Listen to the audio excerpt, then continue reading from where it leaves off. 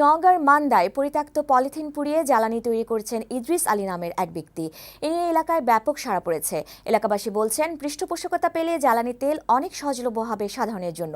এদিকে স্থানীয় প্রশাসনের পক্ষ থেকে তাকে প্রয়োজনীয় সহায়তার বিষয়টি বিবেচনা করার কথা জানানো হয়েছে। নওগাঁ প্রতিনিধি এবাদুল হকের তথ্যচিত্রের ডেস্ক রিপোর্ট।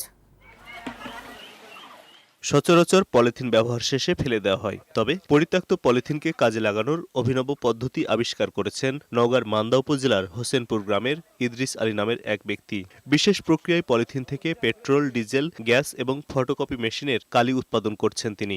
মাত্র 5,000 টাকায় সরঞ্জাম কিনে গেল 21শে ফেব্রুয়ারি থেকে এই কাজ শুরু করেছেন ইদ্রিস। এই পলিথিন ঢোকানোর পরে আপনার মানে কমপ্লিট গ্যাসটা বাড়ানো, মানে তেল বাড়ানো পর্যন্ত আধা ঘন্টা আমাকে লিড করতে হয়। সেই গ্যাসটা আমার চুলার কাজে ব্যবহার হয়, ডিজেলটা আমি ওই জ্বালানির কাজে ব্যবহার করছি।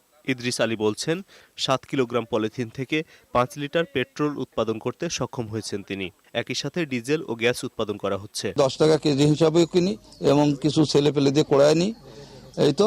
আর ধরেন যে কিছু খড়ি, মনখানে খড়ি লাগে। এরই মধ্যে তার উৎপাদিত জ্বালানি ব্যবহার শুরু করেছেন স্থানীয়রা। তারা বলছেন, আর্থিক যোগান নিশ্চিত হলে আরো বড় পরিসরে এর উৎপাদন করা সম্ভব, যা থেকে স্থানীয় জ্বালানির চাহিদা অনেকটাই মেটানো সম্ভব বলে মনে করেন তারা।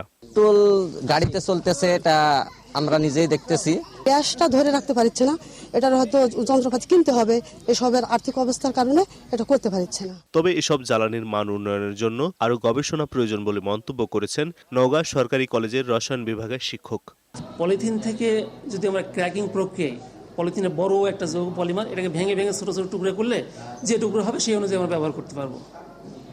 এই প্রক্রিয়াটি মোটামুটি এখানে করা হয়েছে। এদিকে স্থানীয় উপজেলা প্রশাসন বলছে, এসব জ্বালানির নমুনা ঊর্ধ্বতন কর্তৃপক্ষের কাছে পাঠানো হবে। এর পাশাপাশি তাকে প্রয়োজনীয় পৃষ্ঠপোষকতার বিষয়টিও বিবেচনা করা হবে।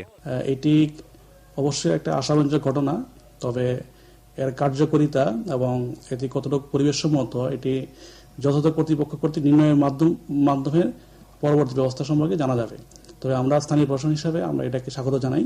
দারিদ্রতার কারণে 8ম শ্রেণী পর্যন্ত পড়াশোনা করা ইদ্রিস আলী ইলেকট্রিক পণ্য মেরামতের কাজও করেন। এর আগে 12 ভোল্টের 3টি ব্যাটারি দিয়ে ঝালাই মেশিন তৈরি করে এলাকায় সাড়া ফেলেছিলেন তিনি। ডেস্ক রিপোর্ট, বৈশাখী সংবাদ।